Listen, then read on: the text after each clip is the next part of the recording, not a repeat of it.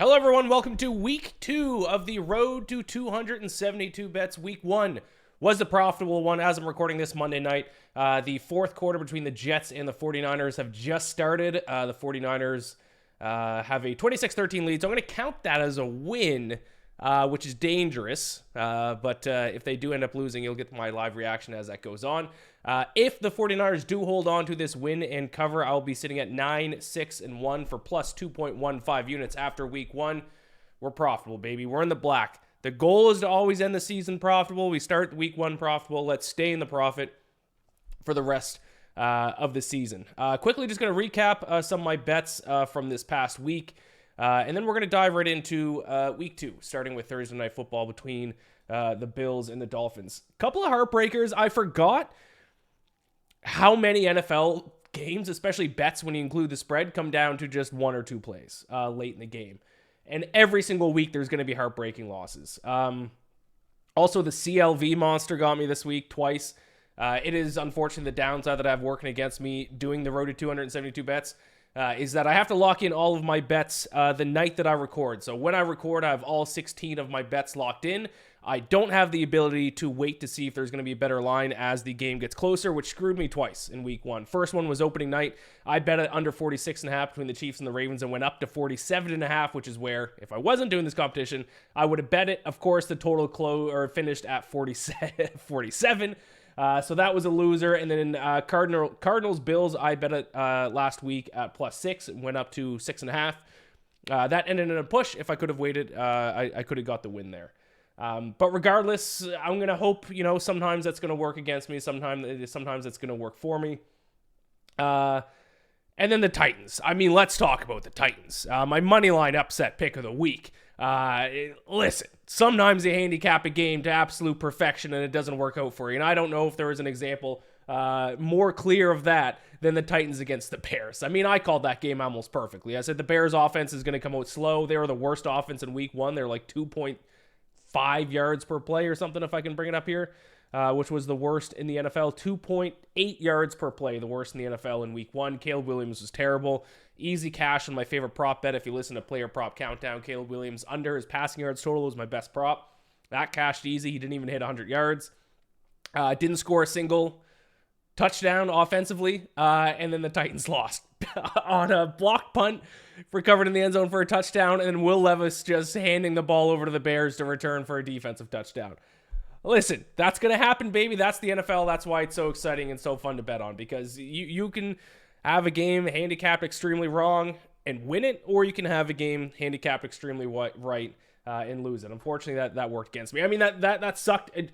I don't know what it actually would have stung more, to actually have the Titans to cover and they lose, because like the fact they couldn't even cover, what was it, like a 5.5 point spread in that game, or to have a Titans plus 175 taking on the money line like I did and lose that way. But hey, we're back, baby.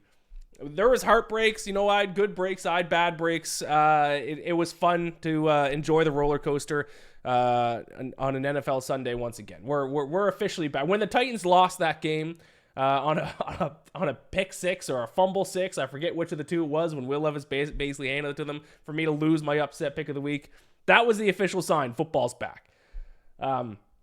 Some good news. I mean, a bet that went my way. I mean, the Colts had 4th and goal. I needed them to cover a 2.5 point spread as underdogs. They get stopped on that 4th down. I wouldn't have won that bet. Thankfully, they got in the end zone to bring it to a 2-point game. They end up covering the 2.5 point spread. So, it's not all doom and gloom. A lot, as much as I like to complain about bets that don't go my way, there are certainly some bets where some final plays at the end of the game do go in my favor, like that Colts game getting the cover. I think that's pretty much it in terms of week 1. I'm going to talk about my Falcons when I get to the Falcons pick for this week, which they get to play Monday Night Football. So that's going to be something. That will happen. That will be a game that we will watch. Rams was another heartbreaker, by the way. 3.5 point underdog. You hope if that goes to overtime that even if they lose, the other team wins on a field goal and doesn't score a touchdown in the opening drive. I mean, usually generally if the Rams can even just win the coin toss, then it's a pretty good bet that the Rams are at least going to cover 3.5. Lost a coin toss, Lions scored touchdown on the first drive. Dead. But that that happens. At the end of the day, as long as the 49ers hold on to this win and cover, I will finish up. What did I say? 9-6-1 with the push being the Cardinals +6, plus 2.15 units. I thought the way I handicapped the games, this could have been a better week, but I will never complain about finishing a week up 2 units. And I'm jinxing myself so hard. I'm just, based on what I'm saying, I'm begging for the Jets to come back in this game. I missed what happened at the end of that drive. It's on a commercial right now. I'm seeing the weekend for some reason. 6-point teaser won last week. Colts +8.5. That one Titans up to +10.5. So yeah, they screwed money line bets. They screwed spread bets, but at least they kept it within 10.5 for us teaser betters. So the teaser's undefeated this week. Survivor, I gave you Saints. I told you specifically, do not take the Bengals in your big pools. Take someone else and hope the Patriots can upset the Bengals, and that's exactly what happened. If you followed me on the Saints, that was the easiest sweat-free winner you could have had this week for Survivor. And I'm going to talk about, I'm going to have to change things up because my second entry in Survivor lost. I took the Falcons. In the Bacon Bets Survivor pool, I took Saints in one entry, which I told you. The other entry I did not tell you about was the Falcons. So I got to change up what team I'm telling you I'm going to take, because the Saints, I think 13% of people in the Bacon Bet Survivor pool took the Saints, which was a higher percentage in other leagues. So I think some people just took whatever team I told you to take. I'm going to change it up. I'm going to tell you my Survivor pick in a different league, because I can't just tell you my Survivor pick every league and when I'm competing against you guys, or else I'm never going to win. So that's basically, that's the recap. Oh, my best bets did not go well. 1-4 on my best bets this past week. This is why, I mean, and you know, I've talked about this before in past years, and I think at the end of every season, my overall record, the win percentage is better than my best bets win percentage. I don't like narrowing it down to just 5 bets. This is why in NFL I bet on every single game. So people always want to know what my 5 favorites are, so I still do tell you guys, but how I would recommend tailing these plays is listen to all my picks and go with the ones that you agree with the most, or maybe ones that you already liked and then I'm on the same side as well, and go with those. I'm still going to give you my 5 best bets because people are going to want it anyways. But listen, I went 9-6-1 this past week, 1-4 on my best bets. So just tailing those 5 best bets that I give you is not always going to be the best option. It looks like the 49ers are in field goal range, so that'll put them up 16. So yeah, I mean, barring an all-time implosion, that 49ers bet is going to be a winner. I have my bet locked in for all 16 games for week 2, actually, except for the games involving the Jets and 49ers. Those will be in the second half of the episode, so halfway through recording, I'll have to pause and kind of handicap those games once this one is complete. But other than that, I got all my bets locked in, including the Thursday night game, so I think that's it. I think we can get into it here. Yeah. We started off the 2024 season profitable, baby. That's the goal. Brick by brick. Let's keep it going. The week 2 edition of the Road to 272 Bets starts now. I'm not a state. I'm a monster. No, Lisa. The only monster here is the gambling monster that has enslaved your mother. I call him Gambler, and it's time to snatch your mother from his neon claws. All right, week 2 of the NFL season. Generally, my strategy every year for week 2 is to not overreact to week 1 results. Now, there are things in every game or from every team that we should certainly take away from week 1. We shouldn't completely ignore week 1 of the NFL, but it is a trap to overreact to some of the results from week 1. So my general strategy heading into week 2 is to take some things away from week 1 games, but overall stick to my preseason opinion of these teams. That is why for Thursday Night Football between the Bills and the Dolphins, I'm going to back the Dolphins minus 1.5 point favorites at home in this AFC East battle. If you overreact to week 1 results, despite both these teams getting wins, you probably think the Bills are the better team. You're probably going to want to take a shot on the Bills as underdogs in Miami. But I'm sticking to my offseason belief that the Dolphins are the best team in the AFC East this season. Yes, the Bills came from behind. They ended up beating the Cardinals. Their offense looked fantastic. Their defense had some issues, had some red flags on defense, while the Dolphins defense actually looked pretty good. I mean, a lot of people are going to, when you think about the Dolphins game this past week, you're probably going to think about the fact they weren't as explosive as we saw them at times last season. My takeaway was actually how good their defense looked against the Jaguars. Meanwhile, the Bills defense gave up 28 points to the Cardinals. So this one is a pretty straightforward bet for me, especially with the Dolphins being at home. I do think their offense gets going a little bit more this week. I have a lot of concerns about the Bills' defense. I think the Bills are going to be in shootouts a lot this season. I'm not betting the over in this game, but later on in the season, I can envision myself betting some overs in some Bills games. I'm sticking with the Dolphins. Too many weapons offensively. Like I said, heading into the season, a lot of really key acquisitions defensively and a lot of nice veteran depth pieces defensively that I think is going to help them quite a bit. So I'm going to take the Dolphins. 1.5 point favorites at home on Thursday Night Football. Moving on to Sunday's action, we're going to start with an over bet, and we're going to start with two teams who I think are going to be both over teams this season, and one I've actually already cashed an over bet on. That is the Tampa Bay Buccaneers against the Detroit Lions. I took the over in week 1 in the Buccaneers against the Commanders. That hit with relative ease. I'm pretty sure that cashed in the third quarter, I think. I'm going to place the same bet on the Buccaneers here in week 2. Big reason why I bet the Buccaneers in week 1, why I bet the over on the Buccaneers in week 1 was because I do think the Buccaneers, their offense is going to be very good. I felt like Baker Mayfield's going to take a step forward, and we saw that at least in week 1. He had one of the best quarterback performances in all of week 1 games. But I think their defense isn't that good. There's kind of a common belief that the Buccaneers have a good defense. I don't think that's necessarily true. I mean, the Washington Commanders, who right now are a bad offense with a rookie quarterback, average 5.3 yards per snap against the Buccaneers. If the Commanders can average 5.3 yards per snap against them, the Lions are going to be able to move the ball against them offensively as well. Same thing can be said about the Lions. Very good offensively. I know they improved their defense in the offseason, specifically their secondary. They still allowed the Rams to kind of move the ball, especially in the second half against them. That worries me. I did kind of, if you want to spread bet in this game, I saw the spread was up to 7. I do kind of lean the Buccaneers on the spread, but I like the over instead because I do think this will be a high-scoring game. I think both these teams are going to be over teams this season, especially the Buccaneers. Like I said, I think the general consensus when people think about the Buccaneers, they think good defense. I don't think that's necessarily true. So it is a high total, 51, one of the higher totals of week 2, but I'm still going to bet the over in this NFC matchup between the Bucs and the Lions.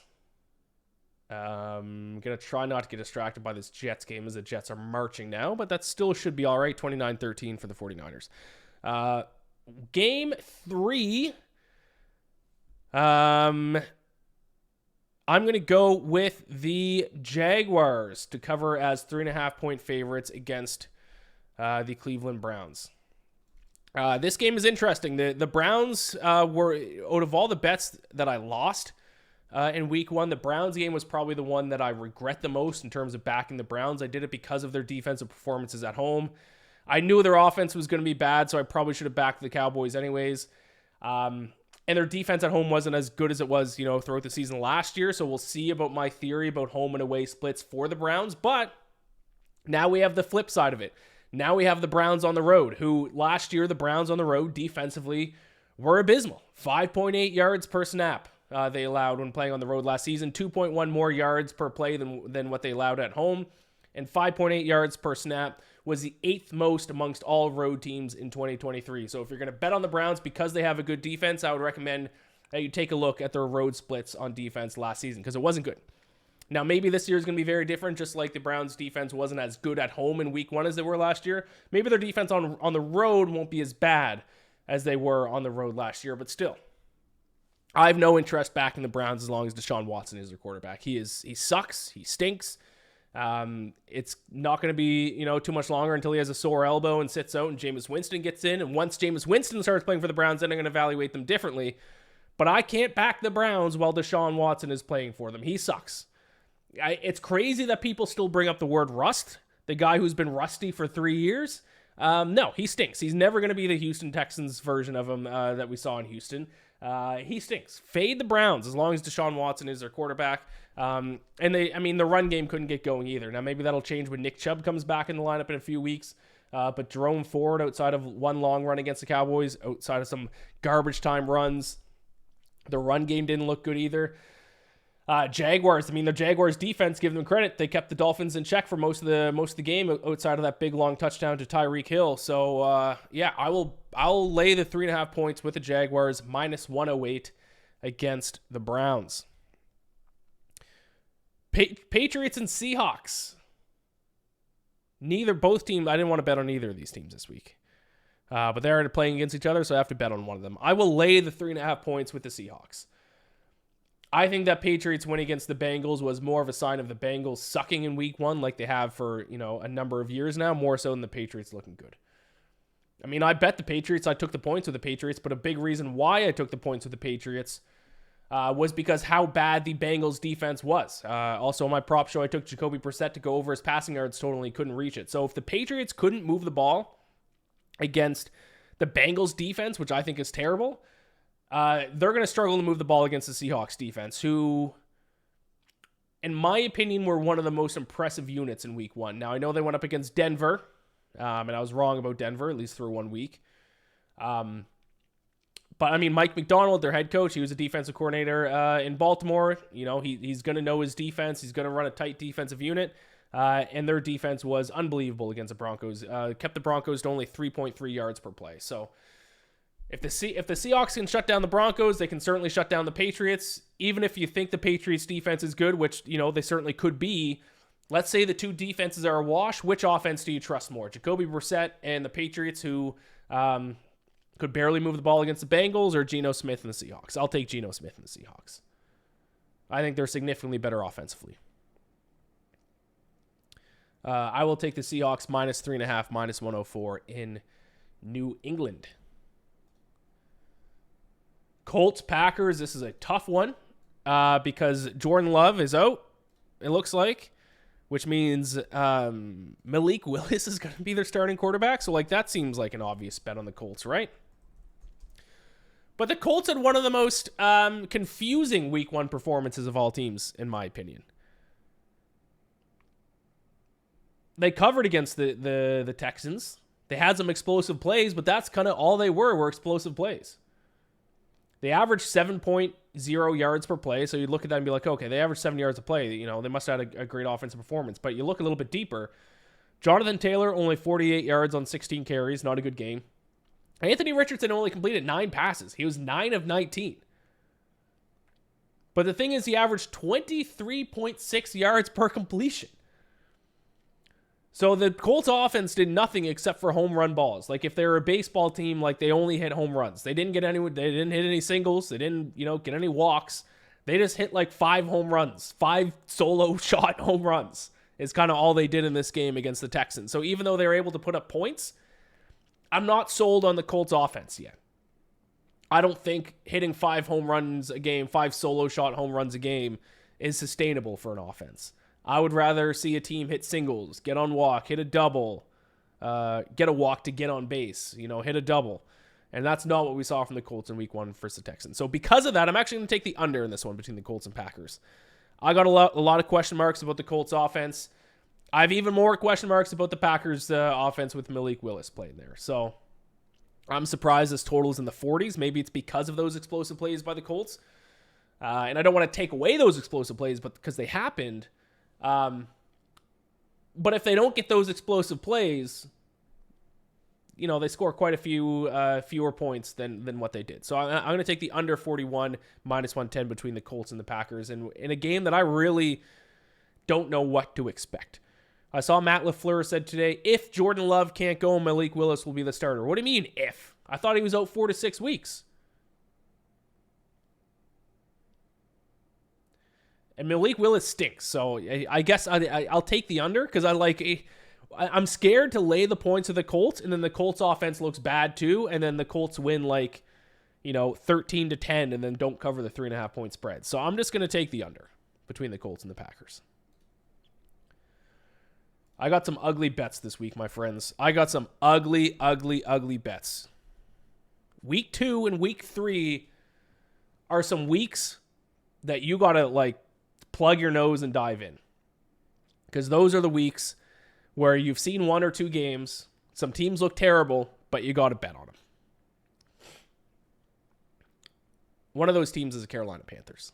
I'm taking them plus 6.5 against the Chargers. Panthers team that I bet against this past season. I took the Saints to cover. I took the Saints in Survivor. I was all over the Saints. Rightfully so. It is an easy winner, both Survivor and to cover the spread. But the Panthers last week were 4-point underdogs in New Orleans. This week, they're 6.5-point underdogs at home to the Chargers. So that is 2.5 points for the spread, and then like another 2.5 points for being at home instead of on the road. That's like a 5-point swing. Is there a 5-point difference between the Chargers and the Saints? I certainly don't think so. I think the Chargers and the Saints, neutral field. I think maybe the Chargers by a point, maybe 1.5. So what I'm trying to say is I think the change in the point spread in the Panthers from last week to this week is a little bit of an overreaction to week 1. Now, the Panthers looked abysmal.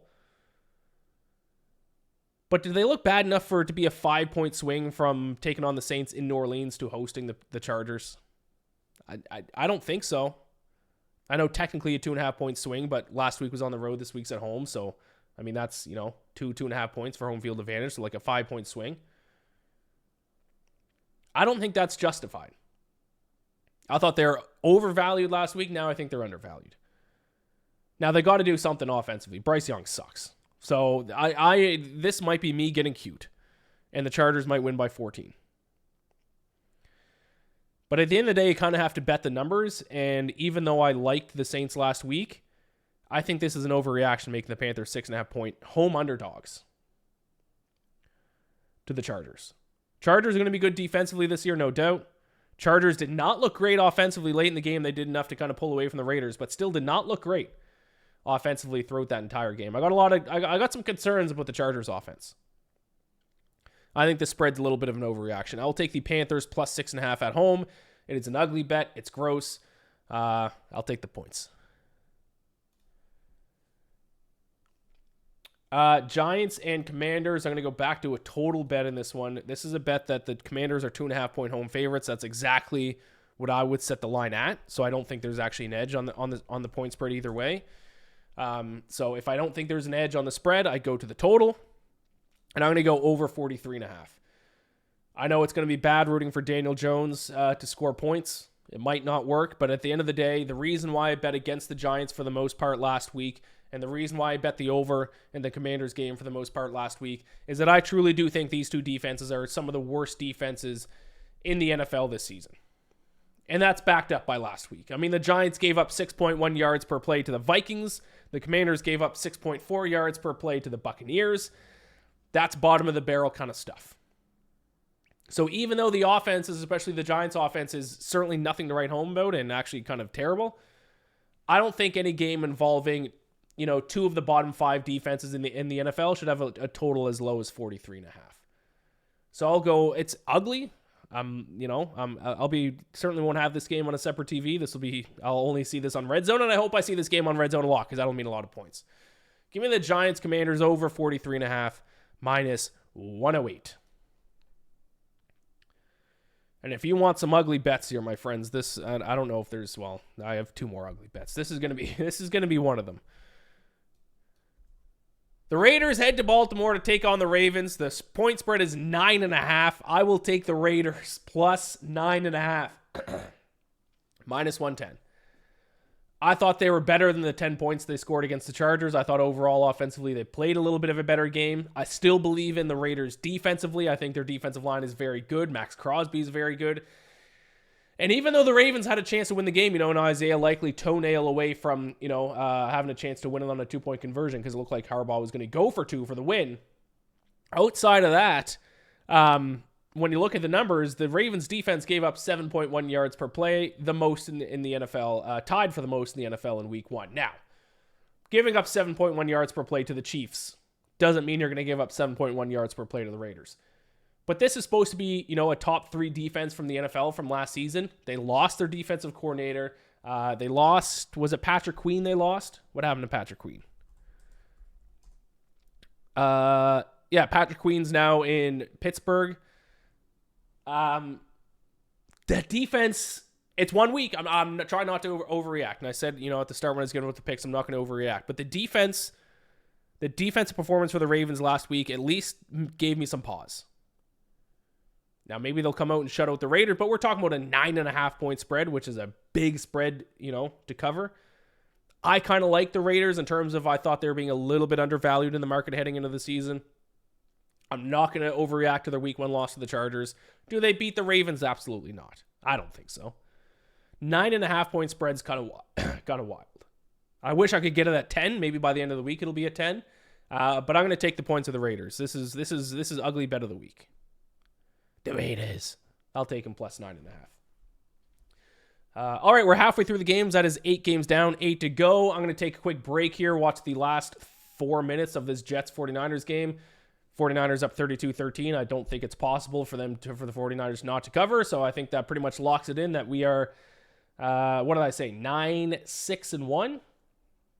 9-6-1 plus 2.15 units locked in through week 1. So that's good. Now I'm going to take a quick break to handicap the 49ers against the Vikings and the Jets against the Titans. I will give those picks out in the second half of the show. So 8 picks down, 8 to go. I'll be right back. All right, we are back. The 49ers closed the show on the Jets. That is a win and cover for the 49ers. I have taken the time to handicap both the 49ers and the Vikings, and the Jets and the Titans. I've locked my bets in, so let's get into the second half of the show, the final 8 games, starting with the 2 teams involving the two games involving the teams who played on Monday Night Football tonight. We're going to start with the 49ers and the Vikings, and I'm going to bet on the 49ers to do what they did tonight, and that's roll over their opponent. I'll take them minus 6.5. Which was the odds posted back up at DraftKings after the completion of the game. Minus 6.5, minus 110 against the Vikings. Listen, the 49ers had a lot of stuff working against them in week 1. Contract issues with Brandon Ayuk the past handful of weeks. Contract issues with Trent Williams the past handful of weeks. Their best player, the defending offensive player of the year, Christian McCaffrey, did not play whatsoever. And they still rolled over one of the best defenses in the NFL and beat up on the New York Jets. I don't see anything that would make me think they're not going to roll over the Vikings as well. I think the Vikings, based on the spread, people might overvalue them now after their week 1 win against the Giants. I think that was more a case of the Giants being absolutely terrible than it was the Vikings being a competent team. And also don't forget, Sam Darnold now playing against his former team. So if there's anyone who knows how to cook up a defensive scheme to attack Sam Darnold's weaknesses, it's going to be his head coach from last year, Kyle Shanahan. So I think this is going to be a real wake-up call. I think after last week's impressive win for the Vikings, I think they lose by a significant margin here in week 2 against the 49ers, and we'll go, oh, yeah, right, maybe the Vikings aren't actually that good. Maybe they are a bad team. So I know this is in Minnesota, but even with that being the case, I'm surprised the line is below the magic number of 7. Maybe it won't be by the time we wake up tomorrow morning, but as of tonight, it was 6.5. Actually, I think before the game, I think it was 4.5 or 5.5. So I think even just based on tonight's performance, I think it's moved a point. I think Christian McCaffrey's not going to play next week as well. But based on, what's his name, Jordan Mason, based on how he played tonight, I think he had like 140 yards or something. How many yards he put up tonight? 147 yards, 5.3 yards per carry. Listen, good running, decent running backs, as long as you have a good offensive line like the 49ers have, as long as you have a decent running back, he's going to be able to run the ball. The thing that he probably doesn't offer that Christian McCaffrey offers is, a legitimate receiving threat as well. But in terms of running the ball, he's capable for sure. So McCaffrey not playing against the Vikings is not going to scare me away. I will back the 49ers to win and cover once again against the Vikings in week 2. Jets and the Titans. I wanted to take the Titans again. I tell you, Titans 3.5 point underdogs at home. But after what Will Levis did to me this past week, I don't know if I can trust their offense to do anything in week 2. So instead, I'm going to take the under 42. The reason why I took the Jets in week 1, or at least a big reason why against the Bears, was I think the Titans' defense might be a top 10, if not even a borderline top 5 unit in the NFL this season. The acquisitions they made on defense, not enough people are talking about.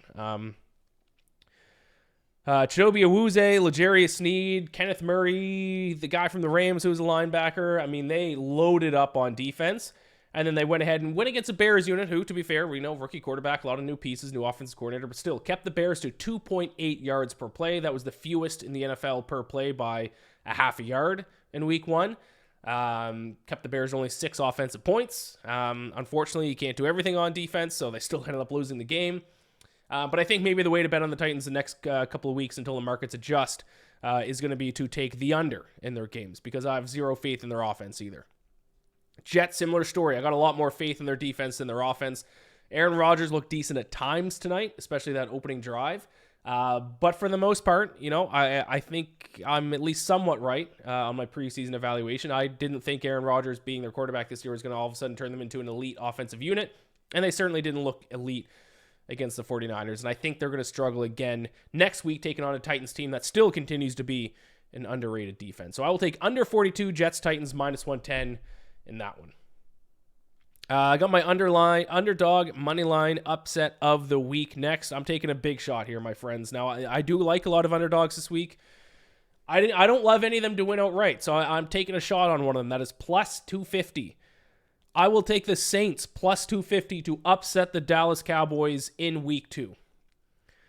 I'm trying not to overreact to week 1, but the past 2 seasons, the Saints, in my opinion, if I take my Falcons fandom away and I just look at the Saints objectively, the past 2 seasons, the Saints have looked good on paper, but have failed to live up to how good they are and how talented they are. Week 1, now this might just be a week 1 thing, especially against a Panthers team, but week 1, they finally looked as good as I thought they're going to be the past couple of seasons. Maybe Derek Carr, a full season under his belt in New Orleans, a little bit more used to the offensive scheme with the Saints. Maybe he's feeling more comfortable there. Maybe that's part of it. Maybe just the Panthers suck, to be honest. And then there's the Cowboys. So, yeah, the Cowboys ran away with it against the Browns. I think that was more the Browns being bad, especially offensively. The Cowboys still only got 4.4 yards per play. Dak Prescott still 19 of 32 for 179 and only 1 touchdown. So, I don't think the box score tells the full story of the Cowboys' performance this past week. So I'm going to take a shot on the Saints, on them potentially being for real. And as a Falcons fan, this is a win-win. The Saints win, I get +250, cash that bet. If they lose, well, then the Saints are 1-1, and maybe I don't have to worry about the Saints. So a little bit of an emo hedge here maybe, but I'm going to take a shot on the Saints potentially being as good on paper, as good as they look on paper, and I'm going to go against the Cowboys, so I think the final score last week makes them a little bit overvalued heading in to week 2. A lot of total bets this week, and I have another one for the Rams and the Cardinals. I'm going to go Rams-Cardinals over 50. -110. I went back and forth, and actually the line moved on this one. The Rams opened as 2.5-point favorites on Sunday evening. The line is now Cardinals 1-point favorites. So we have seen a 3.5-point swing in this game on the point spread. That then made me consider going back to the Rams and buy back on them, at +1, or, even money on the money line. Or it made me, should I back the sharp money and take the Cardinals? I didn't really know what to do. The Rams won't have Puka Nacua for a couple of weeks. That could affect the Rams offense. So I'm going to go with the over instead and hope actually Puka Nacua doesn't affect the offense too much. I think the Cardinals are going to be an over team this year. That was kind of my feeling about the Cardinals heading into the season. They have a very good offense. Very bad defense. Their defense is what cost them against the Bills. And also I think in this game, I think the 2 offensive strengths match up well against the 2 defensive weaknesses. The Rams could not stop the run against the Lions. The Rams gave up 5.3 yards per carry against the Lions. The Cardinals actually are a very good running team. I think that's actually where their strength lies. And the Rams are a very good passing team. That's where their strength lies. And the Cardinals gave up 9.7 yards per pass attempt against the Bills. So I think it's strength against weakness. I'll take the over 50 between the Rams and the Cardinals. Chiefs and Bengals, this one is a no-brainer. I'm just going to keep doing, kind of what I'm doing with the Bengals, and that's fade them, because I don't think they're nearly as good as the market indicates. Chiefs -5.5, -115. This is crazy. The Bengals, who have 1 win in week 1 and 2 in the Zach Taylor era, they are 1-10 since in weeks 1 and 2 since Zach Taylor has taken over the starting job. Only 1 win in weeks 1 and 2 with Joe Burrow as their quarterback. Their defense is atrocious, but yet still people are, the market is evaluating them like they are the AFC Championship team, like they are the Super Bowl team. I don't get it. And I don't think I ever will, especially this early in the season. In Kansas City, only 5.5-point underdog after losing to the Patriots week 1. Now, to be honest, I actually think they deserve to win that game against the Patriots. A couple of bad bounces, 2 lost fumbles, including one a yard away from the end zone. But still, the Chiefs' defense is bad. The Bengals' defense is bad. The Chiefs' offense looked explosive. The Chiefs' offense looked better in week 1 against the Ravens than they looked in the entire regular season last year. Xavier Worthy's going to be a problem for them. They averaged 7.1 yards per play against the Ravens' defense. If they did that against the Ravens, they're gonna roll over the Bengals' defense. It's not even going to be close. Also, don't forget Kansas City coming off a mini bye. They haven't played since last Thursday. Andy Reid off a mini bye against a Bengals team that historically, since Zach Taylor's taken over, has been terrible in the first 2 weeks of the season. No-brainer to me. I will take the Chiefs -5.5, -115. Steelers and Broncos. I will take the Steelers. No, Broncos is what I meant to say. +3 at home. I know the Steelers beat the Falcons. I get it. TJ Watt, I bet on him to be Defensive Player of the Year. That's looking like an easy bet because he's by far the best defensive player in the year. He almost won that game single-handedly for the Steelers. That week 1 performance is still not enough for me to back them as 3-point favorites in Denver. It's not. I don't know who's starting at quarterback for the Steelers. I don't know if it's going to be Russell Wilson or Justin Fields. Let's not forget the Steelers didn't score a touchdown. It's going to be hard to cover, spreads as a favorite on the road if you're not scoring touchdowns. Still only managed 4.1 yards per snap. 7th fewest amongst all teams in week 1. Arthur Smith is still a bad offensive coordinator. They just tried to run the ball all game. It worked because the Falcons, shot themselves in the foot multiple times. That's not going to continue to work. Do they lose to the Broncos? I don't know. But if you're going to give the Broncos 3 points at home, despite the Broncos not looking great against the Seahawks, I'll take it. I just don't believe in the Steelers. Broncos +3, -115 at home to the Steelers. Sunday Night Football, Texans-Bears. Obviously, I'm going to take the Texans in this one. 6.5-point spread. I will lay the points with the Texans. I mean, I've said this heading into the season. I've been saying this for months. I said it last week. The Bears are going to start slow. We saw it last week. Will they improve a little bit against Houston? Maybe. I mean, I don't think Houston's defense is as good as Tennessee's, surprisingly. But until I see the Bears offense look like a cohesive unit, I will be betting against them. Caleb Williams looked bad. Let's call it like it is. Bad start for the number 1 overall pick. Didn't even throw for 100 yards. They averaged 2.8 yards per play on the ground. They're now in Houston against a Houston team that looked like they, started right where they left off last season. The Houston defense, some concerns. They need to not give up, the long ball, the deep ball like they did against the Colts. But is that even a threat against the Bears? Can the Bears complete long balls against them? I don't know. I don't think so. Not this version of the Bears. This might be my best bet of the week. I'm going to keep fading the Bears until they prove otherwise. I'm going to keep fading them until the market adjusts. Because to be honest, I think the Bears on the road in this spot against an AFC contender in Houston should be bigger than a touchdown underdog. I mean, you can't rely on blocked punts and the other quarterback handing the ball to walk into the end zone. I think I set the line 7.5. I set it at a hook over the key number of 7 and said it's a hook under the key number of 7. So give me Texans -6.5 all day. Which leads me to my Falcons and my Eagles, or my Falcons and the Eagles. Watching the Falcons literally made me sick. I don't know if you guys have been able to hear throughout this podcast, but I'm sick. I'm fighting a cold. I'm going to blame the Falcons. They were so bad on Sunday that they made me quite literally physically sick. Now, I follow a lot of Falcons fans. I'm on a lot of Falcons message boards. I see what the fans are saying. The fans are saying the sky is falling. I'm not ready to say that quite yet. Remember, let's not overreact to week 1. People are saying Kirk is toast.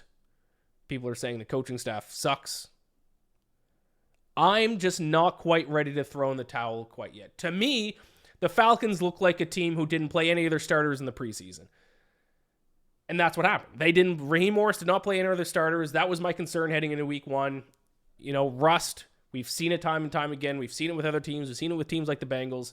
It's generally proven not to be a good idea to sit all of your starters the entire preseason. They never look good. They never look cohesive in week 1, and that's what happened with the Falcons. Now, I have seen clips that Kirk Cousins has looked more immobile than he ever has in his career. His dropbacks don't look confident.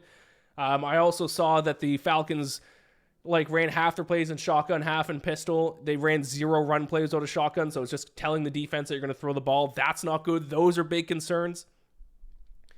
But at the end of the day, I think if there's one team that people are going to overreact to in week 1, I think it's the Falcons. Let's take a step back. Let's relax. We were high on this team heading into the season. We knew that it was a possibility that not playing their starters was going to result in a bad week 1 result. We knew that. Now, do they win on Monday night against the Eagles? I don't know, but the point spread's 6.5. Now, I might be the only person on the planet betting on the Falcons this week, and I'm probably going to live to regret it. But I'll take 6.5 points. I'm going to not overreact to week 1. What I am going to, react to is the Eagles gave up 7.1 yards per play against the Packers. Tied for the most amongst all week 1 teams. That's a fact. The Eagles defense was terrible. Jalen Hurts, you want to talk about Russ? Jalen Hurts didn't look great either. He made some bad plays as well. You want to talk about some positives for Atlanta, which, I haven't heard a lot of people talking about how good their defense looked. Kept the Steelers out of the end zone. Steelers did not score a touchdown. That's good for the Falcons defense.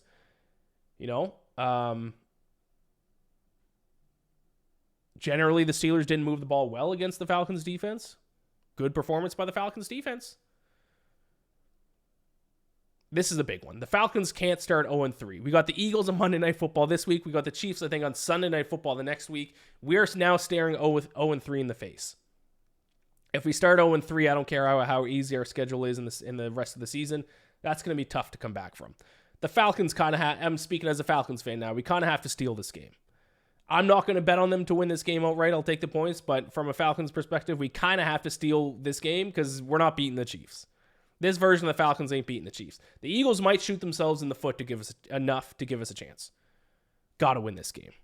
Kind of have to steal this one after losing last week to the Steelers. With that being said, I do think taking the points with the Falcons is the move. The Eagles defense looked bad. Jalen Hurts didn't look great. And the key, and I'm going to, I can't say it enough. The key to betting on week 2 of the NFL season is not overreacting to week 1 results. That's what I'm trying to do here. I will take the Falcons plus 6.5, minus 105 on Monday night.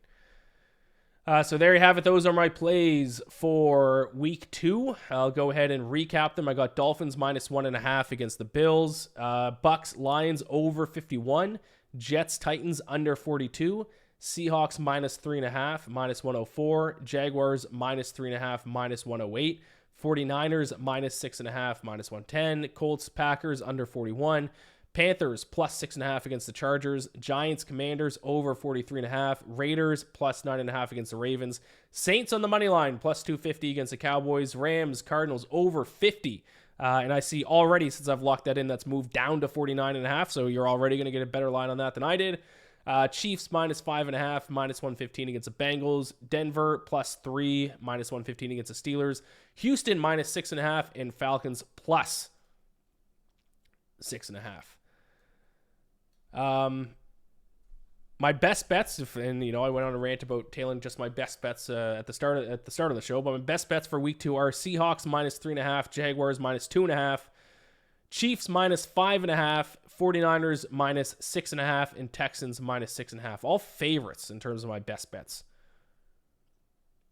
6-point teaser this week. Last week we won, teasing the Colts up to 8.5 and teasing the Titans up to 10.5. This week we're going to tease the Texans down. This is a 6-point teaser, so we're going to tease them down to minus 0.5, so basically a pick 'em against the Bears. You can't tie, though. So Texans down to minus 0.5 against the Bears, and the Rams up from +1 to +7. For the Texans, we are crossing the key number of 3, also the secondary key number of 6 to bring it down to a 0.5.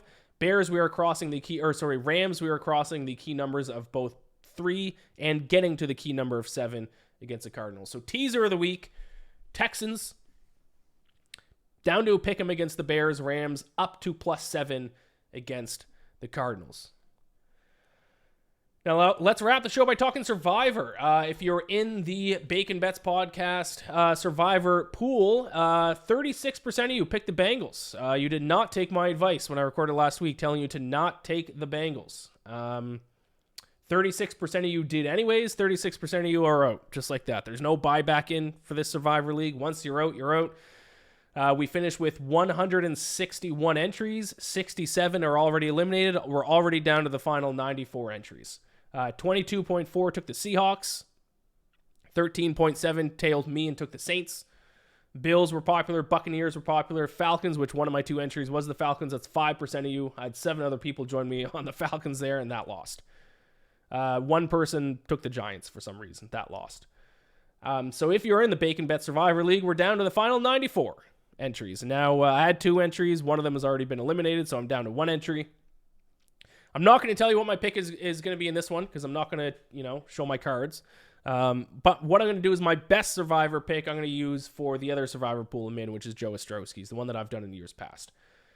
What I'm going to do in his, you could take the Ravens if you want to. Ravens are by far the biggest favorite of the week. I know that I'm betting on the Raiders plus the points, but still, I would be shocked if the Raiders win in Baltimore. That would be crazy, especially Ravens coming off a mini bye. I know last week I told you not to take the Bengals. You could, not take the Ravens and hope that the Raiders pull off an upset.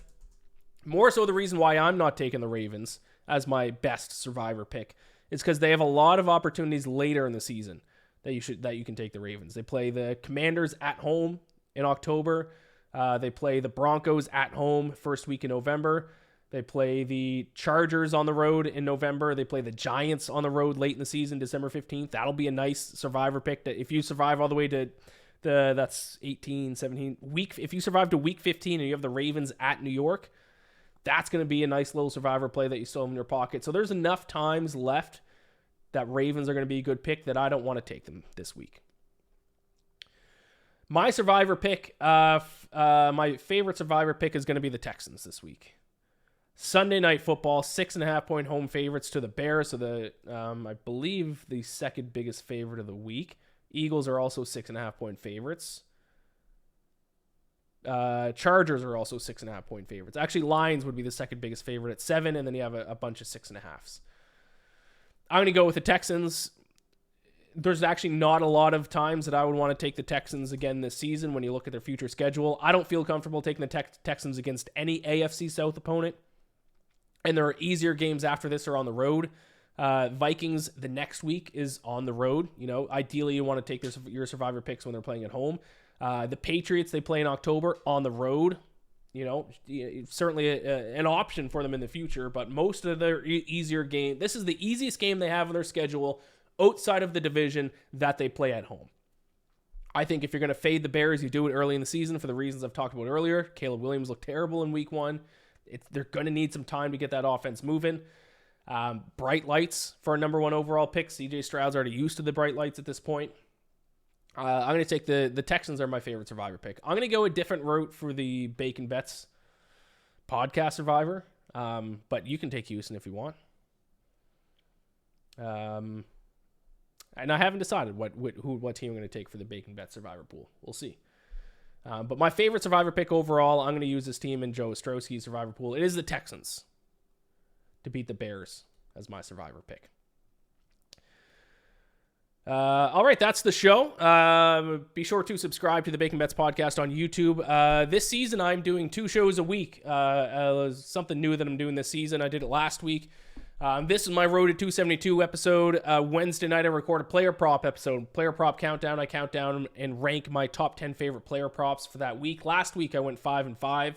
But my number 1 player prop did hit Caleb Williams to go under his passing yards total. So I record that Wednesday night. That's going to be available Thursday morning, so check that out. But other than that, rate and review the podcast. Subscribe to the Bacon Bets podcast on YouTube. Gamble or bless. Good luck this week, and I'll talk to you next week for week 3 of the NFL season as the road to 272 marches on.